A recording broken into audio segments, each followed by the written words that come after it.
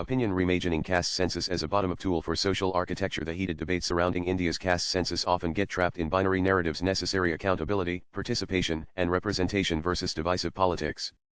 But what if we're missing the forest for the trees? Can the caste census be reimagined to be something more than its traditional, statistical function, to become something transformative? Could it instead become a dynamic platform for social architecture rather than merely a snapshot of inequality? Most discussions frame the caste census as either a harsh mirror exposing uncomfortable truths or a dangerous tool reviving old wounds. Both perspectives treat the census as a passive instrument. But censuses throughout history have never been neutral. They actively shape the societies they measure. When British colonial administrators conducted the first comprehensive caste census in 1871, they weren't merely documenting existing social structures, they were crystallizing fluid social categories into rigid administrative classifications. The census didn't just count, it consolidated modern caste identity as we understand it today. Historian Nicholas Dirks documents how many communities actively petitioned census authorities to be classified into higher castes, recognizing that categorization would determine their access to resources and standing.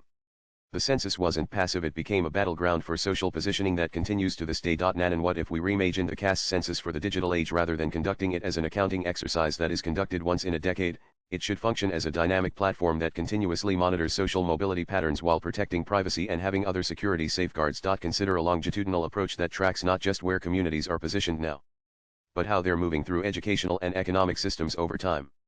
The traditional census freezes communities in time. A dynamic platform could highlight the velocity of change or its absence. A 2019 study by economists from the Indian Statistical Institute revealed that the rate of intergenerational mobility for scheduled castes in professional occupations increased from 0.4 to 0.67 between 1983 and 2012.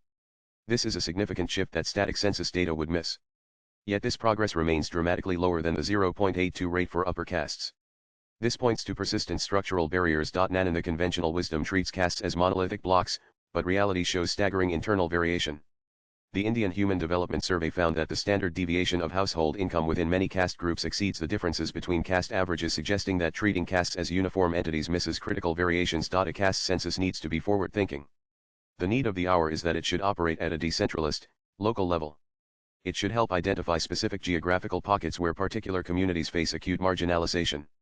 This would enable targeted interventions rather than broad-brush policies. And one of the most fascinating contradictions of the caste census is what sociologists call the paradox of recognition. To address discrimination against a group, you must first officially recognize and classify that group, potentially reinforcing the very categories you hope to dismantle. An innovative approach would be implementing what I call sunset provisions on caste categories, explicitly designed to evolve or dissolve as specific socio-economic indicators change. This would shift the focus from permanent identity-based reservations to outcome-oriented interventions with clear success metrics. Denmark's approach to socio-economic data collection offers an instructive parallel. They track disadvantaged populations through multiple intersecting factors rather than fixed identity categories, allowing their classification system to evolve as disadvantages shift across generations. And the debate around caste census often fixates on reservation percentages, but this frame is increasingly outdated in a liberalist economy where private sector opportunities dominate. What if we used caste census data to design markets themselves? Recent work in economic mechanism design shows how properly structured markets can overcome historical disadvantages without explicit quotas. For instance, the admissions mechanism for certain programs in universities can be redesigned using techniques from matching theory to check if diversity outcomes can be increased without changing formal reservation percentages. The census could identify specific market failures where caste discrimination remains most acute, sectors where equally qualified candidates face differential outcomes, and design targeted interventions for those domains rather than applying uniform approaches across vastly different contexts. Traditional caste analysis focuses on vertical hierarchies, but contemporary India has developed complex new dimensions of exclusion that evade conventional categories. A modern caste census must capture how urbanization, migration, and digitalization have created new vulnerabilities. For example, research reveals that interstate migrants frequently experience forms of exclusion that don't map neatly onto traditional caste categories. When Bihari migrants in Maharashtra reported discrimination, the census would miss this interregional dynamic if focused only on conventional caste classifications. Similarly, the digital divide has created new hierarchies of access. Studies have found that digital literacy varies dramatically within the same caste groups based on geography and economic factors. Simple caste categories will fail to capture these complex patterns of advantage and disadvantage. And the census should now evolve from a bureaucratic exercise, that is conducted in a top-down, paternalistic manner, into a participatory process where communities have an effective say in how it is conducted, and can actively engage in defining the categories and questions that matter to them. When Brazil experimented with participatory census design in certain regions, they discovered significant differences between official categories and how communities understood their own identities.